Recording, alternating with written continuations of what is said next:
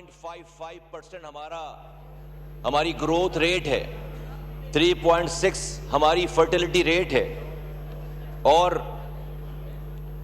اگر یہی سلسلہ جاری رہا اور تو سر 2030 تک ہم دنیا کے 5ویں بڑے ملک سے 4تھے بڑے ملک بن جائیں گے, اور 2030 میں ہماری پاپولیشن جو ہے وہ 2035 میں ہماری پاپولیشن 30 کروڑ 51 لاکھ لوگوں کی ہو جائے گی, اور 2050 تک ہم تقریباً 40 کروڑ لوگ ہوں گے اس ملک میں. نا اتنے لوگ ہو گئے تو جسٹ فور یور نالج سر, اور اس تمام قوم کے سامنے, کہ ہم ہر سال 11,000 ماؤں کو ڈیورنگ پریگنینسی مارتے ہیں. دنیا میں یہ ریشو ڈیورنگ پریگنینسی مرنے کی کا ریشو جو ہے وہ 0.1% بھی نہیں ہے. 11,000 3,15,000 1 سے 5 سال کے بچوں کی ڈیتھ ہوتی ہے. یہ 11,000 مائیں بچائی جا سکتی ہیں. اس ملک میں کوئی واقعہ ہو جائے ٹیررزم کا, کوئی آفت آ جائے, کوئی سانحہ ہو جائے, 20 25 50 لوگ جب شہید ہوتے ہیں, پورا ملک جو ہے وہ سوگ مناتا ہے, پورا ملک افسردہ ہو جاتا ہے, پورا ملک جو ہے وہ چینلز, ٹی وی, میڈیا سب جو ہے وہ غم اور افسردگی کا ماحول پیش کرتے ہیں.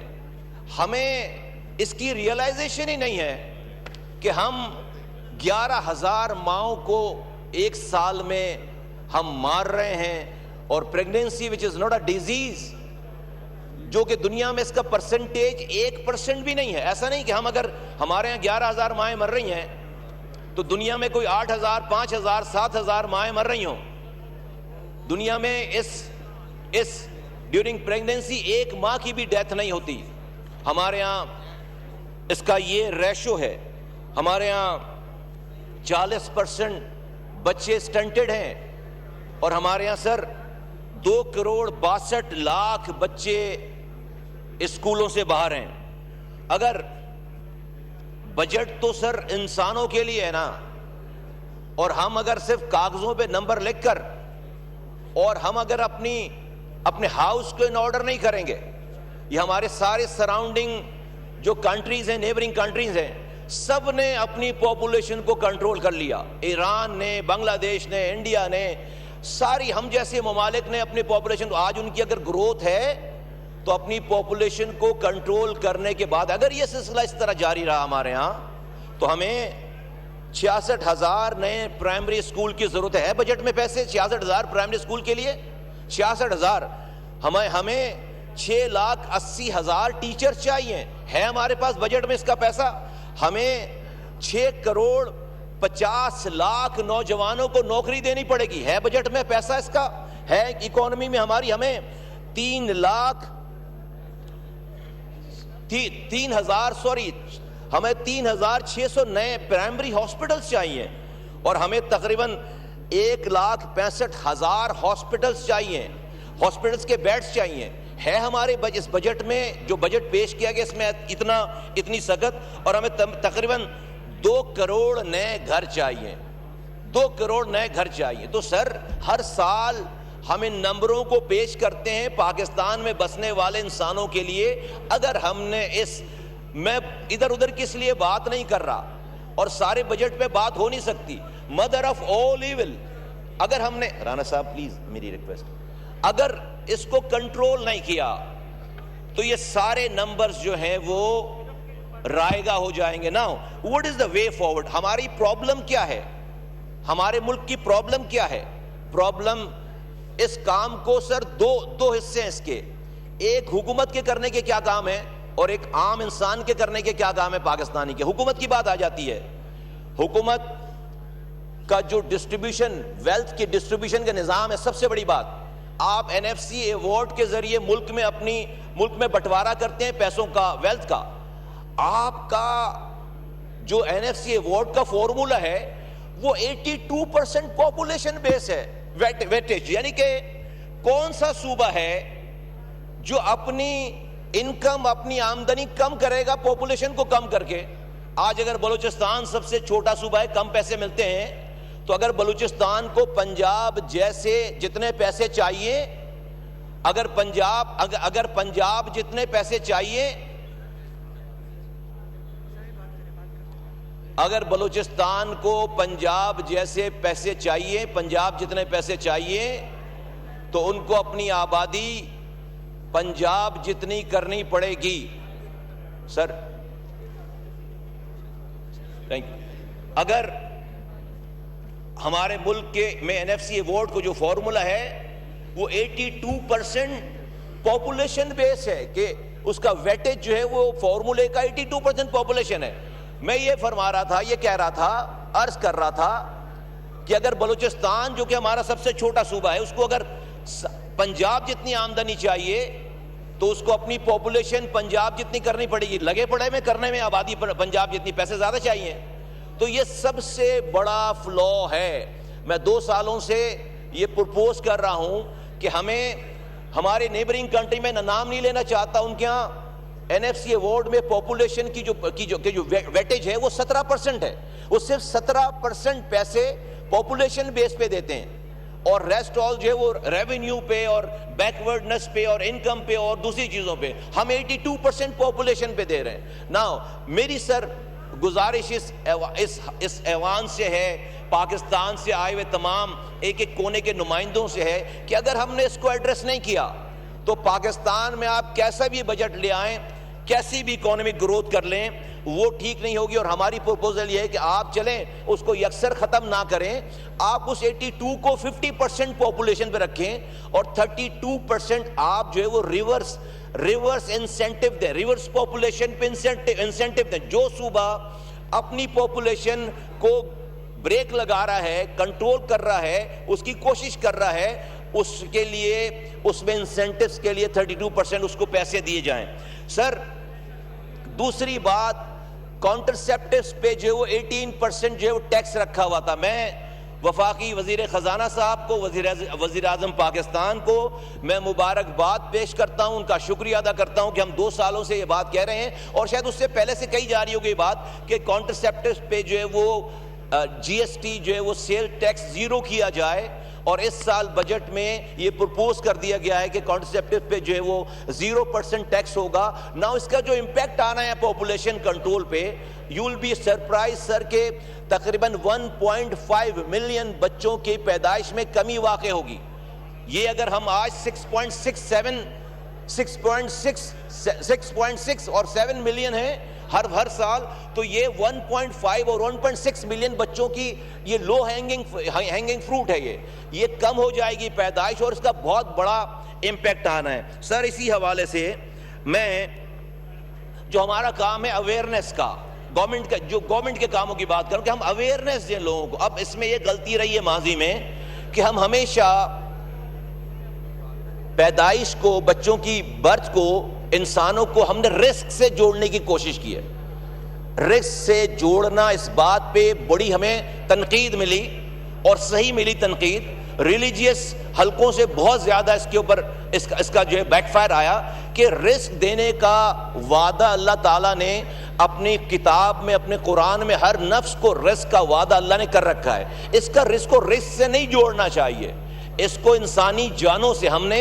ہم یہ بات کر رہے ہیں کہ اسی کتاب میں اللہ تعالیٰ نے یہ بھی فرمایا ہے کہ ایک انسان کو بچانا پوری انسانیت کو بچانے کے مترادف ہے. یہ جو 11,000 ماؤں کی ڈیتھ ہو رہی, کیوں ڈیتھ ہو رہی ہے؟ ان ماؤں میں بچے پیدا کرنے کی سکت نہیں ہے, اور وہ بچے پیدا کر رہی ہیں, اس لیے ان کی ڈیتھ ہو رہی ہے. تو اگر ہم ان 11,000 ماؤں کو بچائیں گے تو ہم انسانیت کو بچائیں گے, اور جو کہ دنیا میں کہیں بھی اس نمبرز پہ نہیں. تو ہم نے ایک کیمپین پوری, اور میں اس میں خراج تحسین پیش کروں گا ایک پرائیویٹ میڈیا جو فرم ہے, اور اس نے ایک وقفہ کے نام سے ایک بہت بڑی کیمپین ہمارے ساتھ مل کر اس میں شروع کی ہے. اور اب جس طرح سے یہ اویئرنیس جو ہے وہ لوگوں میں جا رہی ہے, ہم اس پہ ایک بہت بڑا امپیکٹ جو ہے وہ کریٹ کر رہے ہیں سر اس حوالے سے. اور وزیر اعظم فائنانس منسٹر صاحب نے, فائنانس منسٹر واز کائنڈ انف, وزیر اعظم صاحب کی ہدایت پر فائنانس منسٹری نے اور ہیلتھ منسٹری نے مل کر یہ نیشنل پاپولیشن اسٹیبلائزیشن پروگرام، یہ NPSP یہ ہم نے ترتیب دی ہے، ہم نے روڈ میپ بنایا ہے پاکستان میں نیشنل اسٹیبلائزیشن، پاپولیشن اسٹیبلائزیشن کا ہم نے ایک روڈ میپ بنایا ہے جس میں فائنانس منسٹری نے ہمارا ساتھ دیا ہے، اور ہم فائنانس منسٹر کا اس حوالے سے شکریہ ادا کرتے ہیں۔ سر اس کا جو دوسرا پہلو ہے کہ اب یہ پیسے اس ملک میں خرچ کیسے کرنے ہیں، میں بہت معذرت کے ساتھ، یہاں پر وزراء بھی ہیں، میرے کولیگز ہیں، یا یہ پورا نظام ہے، میں بہت معذرت کے ساتھ یہ بات کہنا چاہتا ہوں، ہمارے ملک کے آج کا جو گورننس کا نظام ہے، اس نظام میں آپ فرشتے بھی لا کر بٹھا دیں گے، آپ لوگوں کے ڈور اسٹیپ تک اختیارات و وسائل اور ان کے مسائل کا حل نہیں پہنچا سکتے۔ کیوں میں کہہ رہا ہوں یہ بات؟ ہم نے اس بجٹ میں جو کہ تقریباً 18,700 ارب روپے کا یہ جو بجٹ ہے، سائز ہے 18 ٹریلین 18.7 ٹریلین، اس میں سے 8,848 ارب روپے ہم صوبوں کو دے رہے ہیں ڈیویزبل پول میں۔ یہ 8,848 ارب روپے 4 انڈیویجولز کو دے رہے ہیں، ہم 4 انڈیویجولز کو دے رہے ہیں جن کو ہم وزراء اعلیٰ کہتے ہیں۔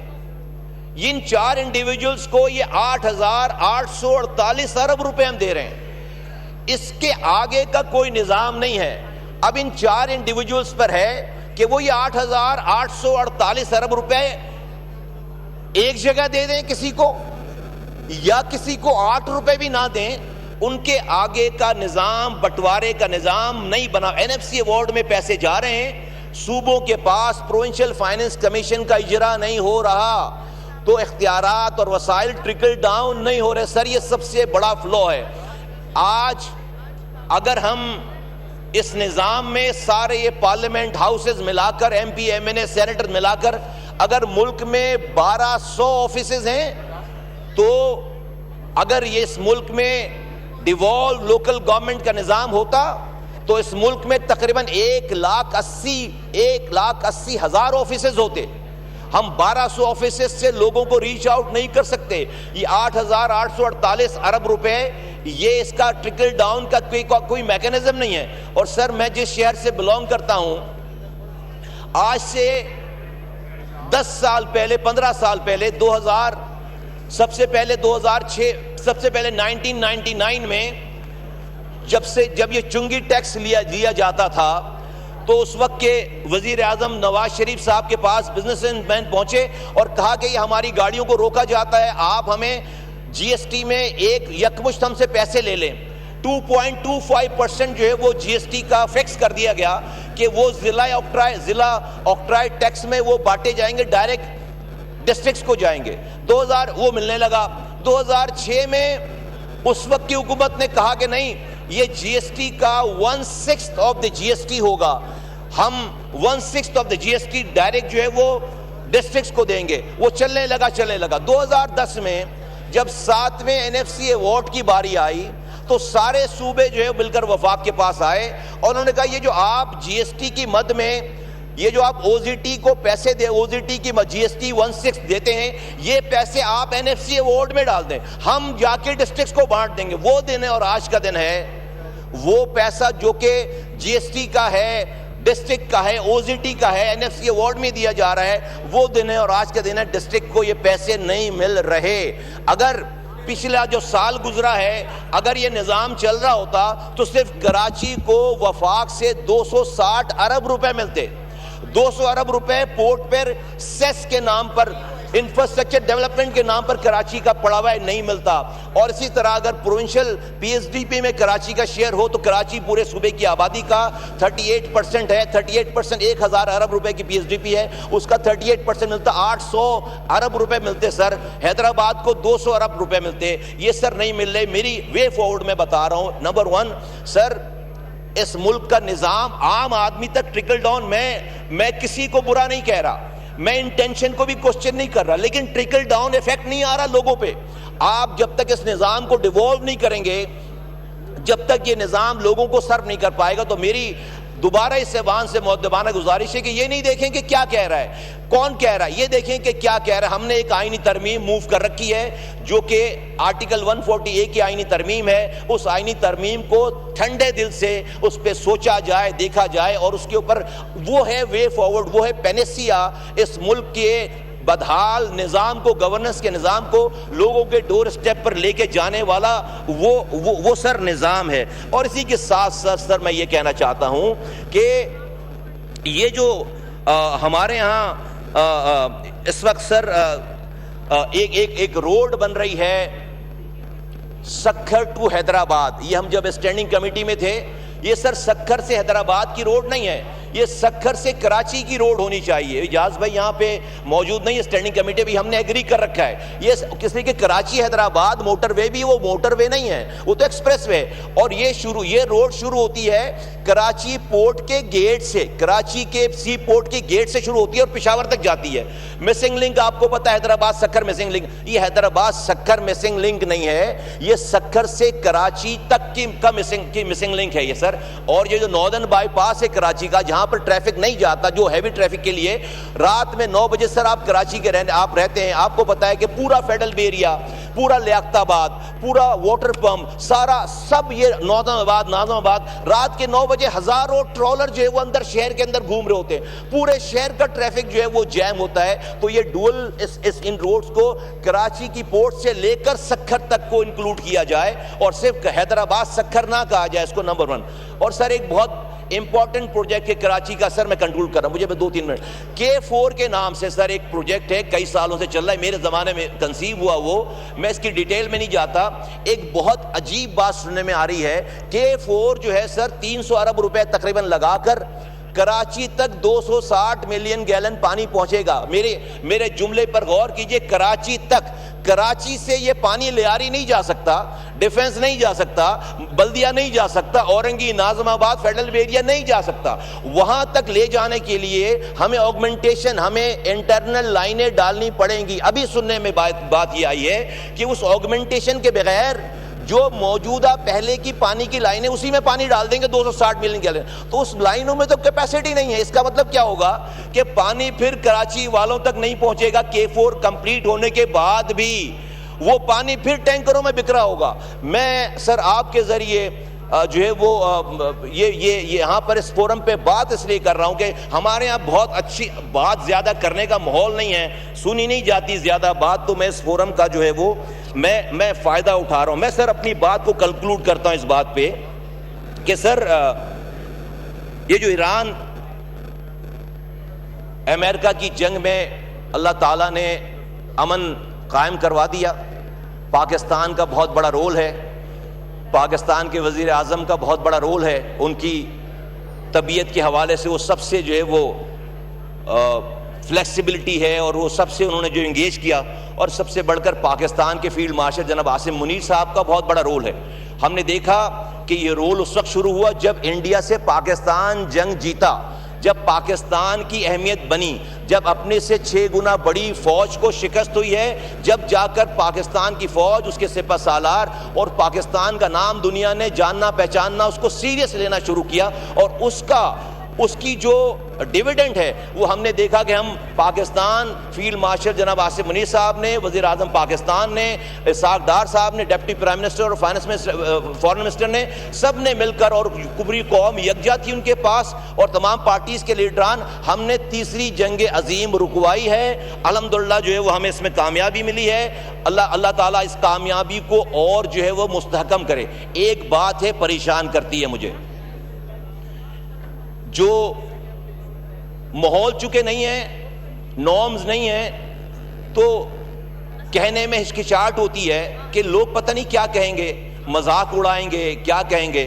ایک بات پریشان کرتی ہے، اور وہ قرآن کی آیت ہے جس میں مومنوں کو خود مخاطب کر کے کہا گیا ہے کہ مومنوں، اگر تم مومن ہو تو مفہوم عرض کر رہا ہوں، تو سود کا کاروبار، سود کا نظام جو ہے وہ چھوڑ دو، اور اگر تم ایسا نہیں کرو گے تو اللہ اور اس کے رسول سے جنگ ہے۔